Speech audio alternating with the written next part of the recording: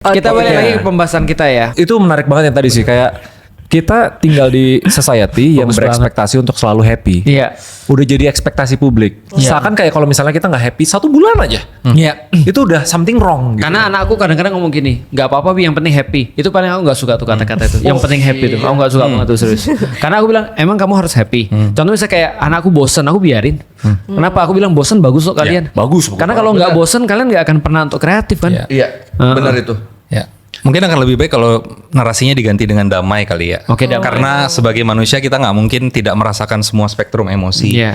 Tapi akan lebih baik sebagai manusia kita bisa merasakan semua spektrum emosi, bisa marah, bisa sedih, bisa kesel, tapi dalam state yang damai. Sekarang kita lagi bosan damai, Dok. Sakinah.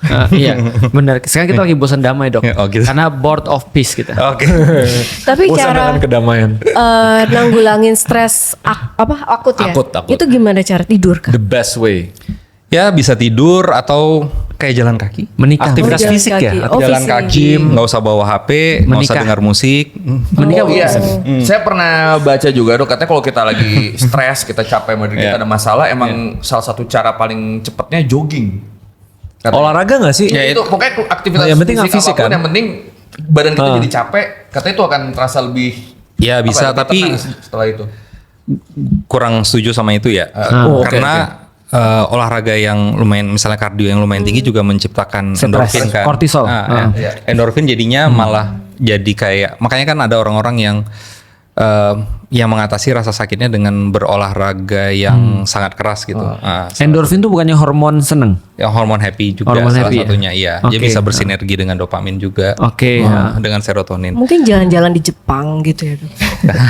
Jalan- Ini ya, Lu itu yang konteksnya senang, jalan orang tuh lain yang aktivitas susah. fisik.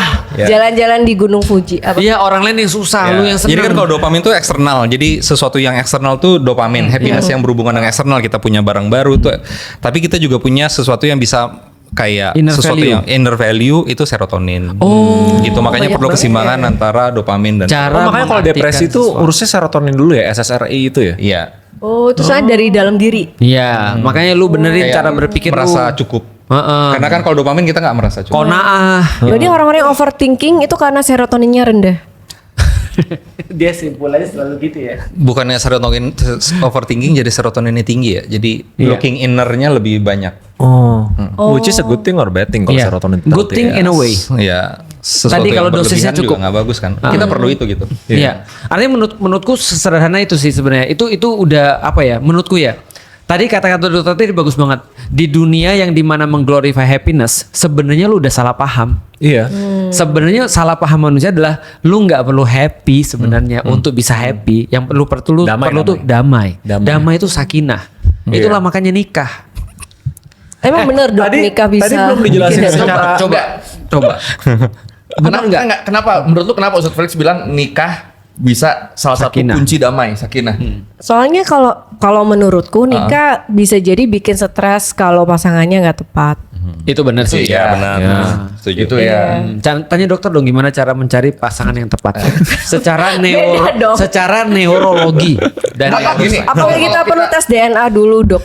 Maksudnya tes orangnya, kita bisa ngukur nggak ya orang ini pasangan kita atau enggak dari Kalau dari Actually DNA ada nggak loh. ada, tapi Actually kan ada. memang ada beberapa couple yang saya tahu mereka memang tes DNA sebelum nikah untuk tahu kecacatan genetik. Ya, Bisa tapi saja misalnya ya. punya anak cacat gitu. Kalau itu Ya, ya. contohnya penyakit gini yang Fer, diturunkan gitu. Kalau misalnya lu lihat calon lu jalannya sudah zigzag nih, jangan. Atau leaning forward jangan. Itu Kalau cacat. buka pintu gini lu. Iya, nggak kena.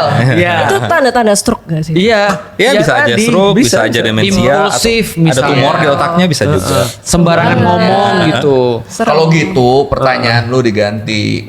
Emang kalau kita menemukan pasangan yang tepat, kenapa itu bisa jadi stress release yang paling apa Iya. ya? Yang paling menolong sih, salah satu yang paling menolong. Emang dokter setuju kalau stres solusinya nikah?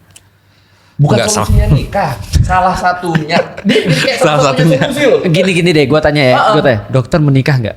Saya belum menikah. Belum menikah. Berarti masih belajar.